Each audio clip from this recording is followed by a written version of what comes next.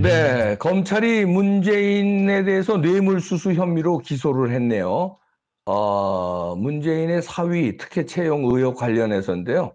아니, 이게 2018년 8월부터 2020년 4월까지 벌어진 일이고, 기소, 이게 수사 시작, 고발 들어간 게 2021년 12월 달에 시민단체 정의로운 사람들의 고발로 시작된 건데요. 3년 반이나 지났습니다. 제가 이제 기소를 하는데, 이 기소를 왜 이제 했을까요? 이 이유에 대해서는 제가 좀 이따 분석하고요. 자, 이제 내용을 보니까 특정범죄 가중처벌 등에 관한 법률 위반, 다시 말해서 뇌물죄죠. 그래서 기소했는데요. 뇌물죄입니다. 급여와 주거비, 그러니까 문재인 딸의 남편이죠. 서모 씨, 이상직으로부터 특혜를 받았다 이거죠. 그래서 약 2억 1,700만 원. 요거는 밝혀진 것만 그러고, 그때 왜 저희도 방송 많이 했습니다. 이것저것 또 다 합치니까 이거보다 액수가 큰데, 하여튼 뭐 고발 내용은 이겁니다. 수사 내용은 2억 1,700만 원을 문재인이 수수한 것으로 보고 있는 거예요. 그래서 문재인이 말하자면 이제 기소를 당한 겁니다. 서모 씨, 그러니까 문재인의 전 사위, 요것도 진짜로 이혼했는지 위장 이혼했는지 그거는 뭐 아리까리하다는 사람이 많은데, 하여튼 전 사위 서모 씨와 문다에 대해서는 불기소 처분했습니다. 자, 그러면 이제 왜 이렇게 3년 반이나 시간 끌다가 대선 직전에 40일도 안 남은 30 며칠 남았죠. 39일인가 38일 남았는데 이 시점에 이거를 터뜨렸을까, 검찰이? 의아하지 않습니까? 저는 여기서 발칙한 분석을 하겠습니다. 이거 어떻게 보면은요, 검찰이 이제 좀 정신 차리고, 뭐라 그럴까? 정상화 시키나?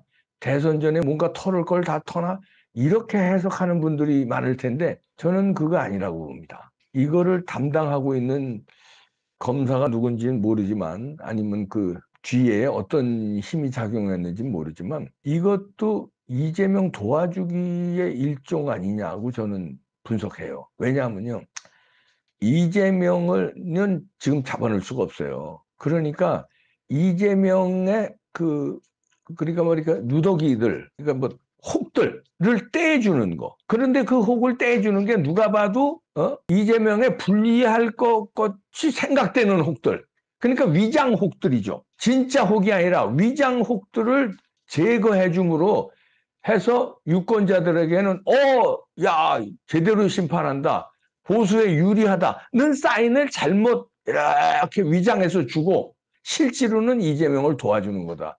무슨 얘기냐면요, 쉽게 설명하면 검찰이나 정치권은요, 고난도의 작전을 벌이고요, 고난도의 생각을 합니다. 이런 특히 선거전에서는요, 섣불리 행동을 했다가는 자기들 출세길에 지장이 있고, 잘못하다가 지금 검찰을 공소청인지 뭔지 만들어서 격화시키려고 그러잖아요. 아주 쑥대밭을 만들겠다는데, 여기서 검찰 수뇌부들이라든가 담당이라든가 이런 사람들은 많은 생각을 하고 이런 걸 움직여야 되거든요. 왜 여태까지 3년 반 동안에 이거를 수사를 하지도 않다가 여태 지금에 와서 기소를 해요. 그것도 며칠 있으면 선거인데, 그 뭔가 작전이 있었다는 거죠. 그러면 왜 이러냐면요, 문재인을 터는 거는 이재명한테는 두 가지 효과가 있습니다. 첫째, 진짜 민주당 진영, 좌파 진영의 부담을 덜어주는 거. 왜냐하면 지금 보수는 물론이지만 중도에서도 왜 문재인 사법 처리 안 해? 이런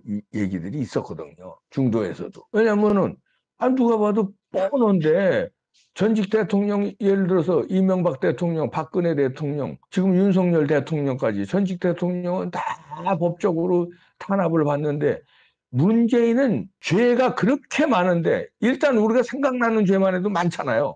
왜 하나도 제대로 기소되는 게 없지? 이렇게 생각하는 국민들이 많았다고요. 근데 그게 이재명한테는 부담이 된 거예요. 왜냐하면 이재명도 도매금으로, 이재명도 지금 수사가 질질질질 끄는 게 많았고, 그 다음에 재판도 지금 질질질질 끌고, 급기야 선거법 633 원칙에 의해서 1년 내에 결판 나는 그 선거법조차도 지금 1심에서 2년 22개월 끌었어요. 22개월. 그 다음에 2심에서 몇 달 또 끌고. 그래서 2년이 넘게 1심과 2심에서 끌었어. 1년에 3심까지 해야 될 거를. 그런 부담이 있단 말이에요. 근데 문재인, 이재명 이렇게 좌파들은 전부 이렇게 침대 축구하고 제대로 단죄를 안 하고 봐주고 우파들은 다 감옥 보내고 우파들은 빨리빨리 하고 이런 의심이 있잖아요. 이걸 갖다가 선거 전에 혹을 떼준다는 목적이 하나 있고요. 두 번째는 문재인은 잠재적인 적일까요? 동지일까요? 이재명 입장에서는 이거 차도살인 아닐까요? 이재명이가 자기는 이렇게 생각할 거예요. 내가 대통령이 되면 내 손으로 이 문재인 치기는 그렇잖아요. 민주당 지지자들한테. 예? 동족상잔의 비극이니까. 내 손으로 치기는 뭐한데 내가 대통령 되기 전에 치면은 좋은 거 아니에요? 문재인 세력을 날려야 되는데 문재인 대가리가 살아있는 한 세력 날리기가 쉽지 않아요. 문재인 세력 때문에 지금도 약간의 걸구적거리는 게 있어요. 그게 이제 김경수고 그게 이제 임종석이라든가 김동연이라든가 다 문재인 세력이잖아요. 그런데 지금 압도적으로 경선을 뭐 이끌고 경선에서 승리하고 있지만 그래도 자기가 대통령 된 다음에 통치권 행사할 때 방해가 된다고 보죠. 그래서 이 좌파들은요. 김일성도 그랬고 스탈린도 그랬고 모택동도 그랬고 호치민도 그랬고요. 누구나 집권한 다음에 측근 자기들 세력부터 죽여요. 숙청을 해. 배반을 하니까. 김일성도 그랬잖아요. 연안파고 무슨 파고 다 박헌영이고 뭐고 다 보내버렸잖아요. 그러니까 문재인도 보내야 이재명이가 편하게 정치할 수 있다는 생각을 하고 있는데 검찰에서는 그걸 내통했는지 아니면 이재명의 지시가 있었는지 그것까지는 제가 모릅니다. 아니면은 뭐 이재명에게 미리 잘 보이기 위해서 미리 말하자면 공을 세우기 위해서 전과를 세우느라고 이런 거를 용기 있게 대선 전에 혹을 제거해 주느라고 이렇게 했을 수도 있고 이재명의 지령에 의해서 했을 수도 있고 뭐 암묵적 합의에 의해서 했을 수도 있고 그건 제가 모릅니다만은 그 두 가지 효과가 아니냐. 다시 한번 정리를 하면 첫 번째는 선거 전에 유리한 상황. 혹을 떼어준다. 좌파들은 기소가 잘 안 되고 수사도 안 되고 사법적으로 침대 축구하고 그걸 검찰이나 사법부가 막 봐주고 이런 거에 대한 혹을 떼주는 거. 그게 선거 전의 효과. 그러니까 다시 말해서 선거에 유리하게끔 작동하게끔 하는 그 효과죠. 두 번째는 정적을 제거하는 거. 그건 선거 후에 자기가 당선된 후에 제거해야 되는데 그때 제거하면 자기 손에 피 묻히긴 싫다 이거죠. 자기 손에 피 묻히면 자기 손이 더러워져서 손이 더러워진 거 가지고 비판을 받을 수 있으니까 알아서 정권을 잡기 전에 정리해 주는 거.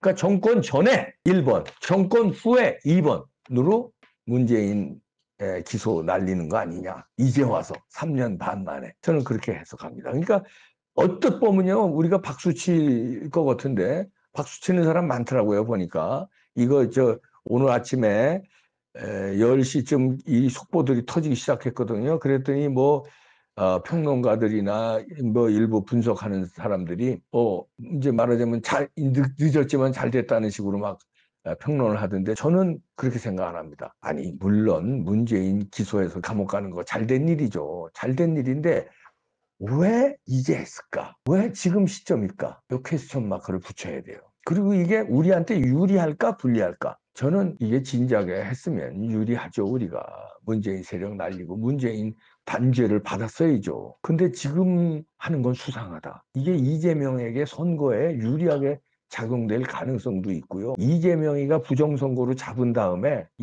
탄탄대로를 만들기 위해서 이렇게 제거를 하는구나. 지 손엔 피 안 묻혀요. 이재명 스타일이 그렇습니다. 지 측근들이 7명이나 죽었잖아요, 실제로. 그런데 지가 죽인 건 아니죠. 자살로 위장을 했거나 자살했거나 자살을 강요했거나 심리적 압박 상태로 몰았거나 그건 우리가 모르는데 하여튼 측근이 7명 죽었는데도 자기가 손에 피 묻힌 건 아니고 그다음에 총선 때도요. 반명을 다 학살시켰잖아요. 반명을 학살시키는데 자기가 했다고 안 해요. 자기는 그냥 뭐 딴소리에 그리고 뭐 포용하는 소리에 그리고 공천 주무르는 사람들이 다 잘랐다고 그러는데 공천 주무르는 사람이 누구의 입김인데 이재명의 입김이지. 결국은 자기가 숙청해놓고 자기 손엔 피 안 묻혀요. 그게 이재명 스타일이야. 그리고요, 좌파 정책으로 다 피눈물 나게 하면서 자기는 입으로는 우파 정책도 막 얘기해요. 이런 사람입니다. 우파 정책 막 얘기하잖아요. 그런데 실제로 민주당이 실행에 들어가는 건 좌파 정책으로 실행에 들어가잖아요. 근데 이재명이 어디 가서 우파한테도 좋은 소리를 막 해대요. 박근혜 대통령도 존경한다고 그랬다가 몇 시간 만에 그 다음 날도 안 돼서 바로 존경한다고 그랬더니 진짜 존경한다는 거예요. 이렇게 그냥 말을 현란하게 바꾸는 사람이에요. 자기 손엔 피 안 묻히고. 그렇게 문재인을 보내는 거 아니냐. 이건 뭐냐면 이재명이가 대통령 자기가 됐다고 보는 거예요. 나는 당선됐다. 당선 후에 편하게 정치하려고 벌써부터 작업을 친 겁니다. 야, 무서운 세상이에요. 그리고 이재명이 간단하게 보면 안 돼요. 이재명이는 독한 데도 있고요. 뭐 악한 기운도 있지만 이 전략 전술에 능합니다. 성남시장 때부터 그걸 보여줬어요. 능해요. 아주 그러니까 저 싸움의 기술 뭐 이런 거를 터득한 사람이에요. 잔뼈가 굵은 사람이에요. 언제서부터? 어려서부터 평탄치 않은 삶을 살았잖아요.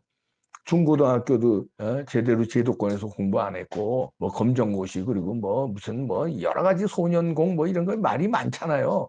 어려서부터 아버지가 무슨 야밤 도주하고 뭐 어려서부터 이 살아남는 생존에 대한 거 어떻게 해야 살아남느냐 하는 생존의 게임 이 싸움의 기술 이게 체득화된 사람이에요.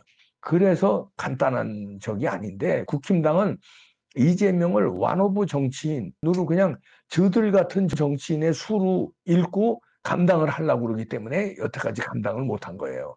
이재명을 다루는 법으로 감당을 하려고 그래야 되는데 자기네들 다루는 법, 다른 정치인 다루는 법으로 이재명을 다루기 때문에 이재명을 잡지 못한 거예요. 투망도 용도가 있잖아요. 큰 물고기를 잡으려면 큰 투망을 쳐야죠. 그물이 촘촘한 거로 작은 투망은 송사리 잡는 용이고 용도에 맞는 투망을 쳐야 되는데 그냥 일반적인 투망을 치니까 이재명은 못 잡는다. 이런 거 보세요. 나는 이거 보고 싸하더라고요. 이거 왜 이제 3년 6개월 끌다가 선거 앞두고 야 이거 봐라 검찰이 이야 이재명 이야 당선됐다고 생각하네 이놈이 부정선거 이거 확정이야? 여기까지 생각이 쭉쭉쭉쭉 들어오더라고요. 야 이거 봐라 큰일 났다. 부정선거 못 막으면 끝이에요.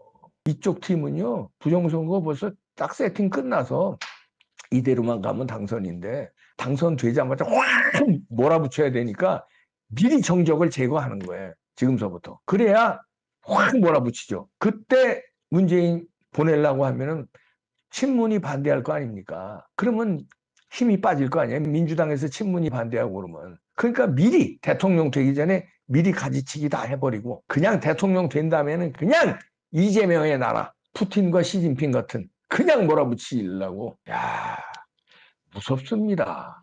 무서워요. 이걸 알아야 돼 국힘당. 무슨 뭐 저들끼리 경쟁하면서 이재명이 어떤 사람인지 그 모르고 그 쌍권총도 그렇고요. 그다음에 후보자들도 아직까지 절박함이 없는 것 같아.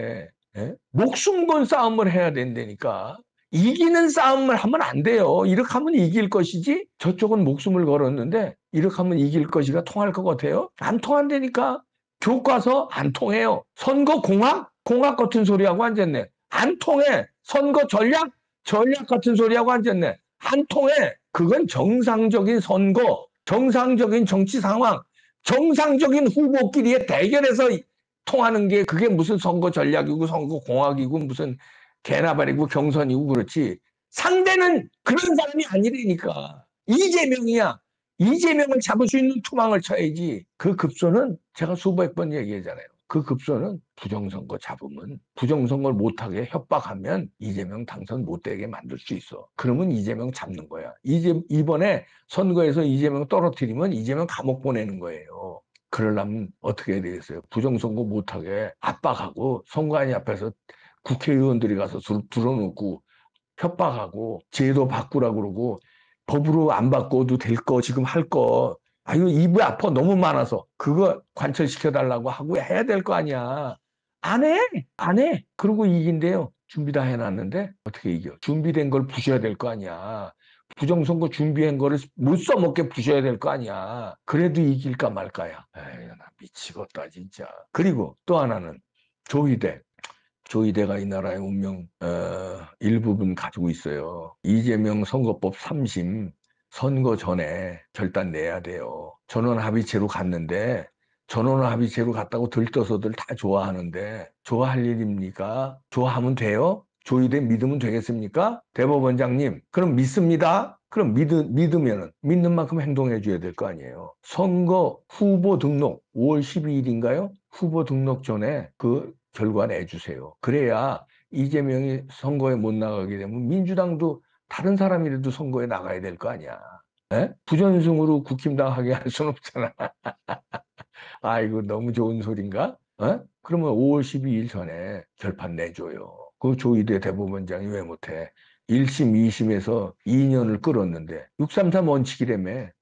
3심까지 1년이라며. 1심, 2심에서 2년 넘게 끌었는데 그럼 3심 어떻게 해야 돼? 빨리 끝내야지. 선거가 코앞인데 선거 전에 결론 내야지.